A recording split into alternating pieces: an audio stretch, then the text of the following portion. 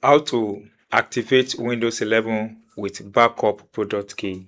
I just upgraded my device from Windows 11.22 to Windows 11.26 H2, and here I'm to activate my Windows 11. So in this video, I want to guide you on how to activate it with backup product key. Click on Start, Settings, click on System, scroll down to Activation. Now you can see that it's not active. You see it here now. Click on this arrow, then click on Change Key. Now you have access to this place where you can change the product key. Now on your keyboard, combine Windows plus R key, it brings you this interface. Now type in regedit. Hit the enter button.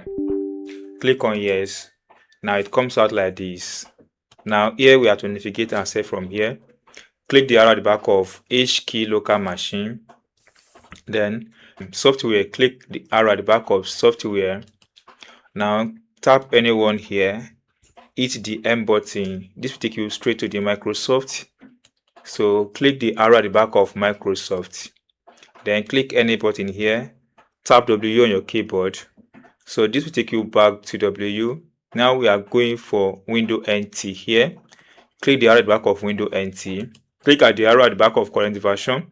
Once you've done that, then click this and tap tap S, that is software. Then this will take you down to where you see software product platform, this particular one. Click on it.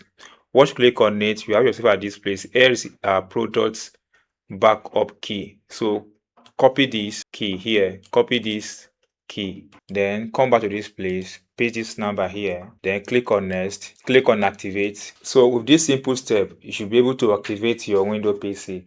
That's all. If you enjoyed this tip, if you have not subscribed, please subscribe for more updates like this.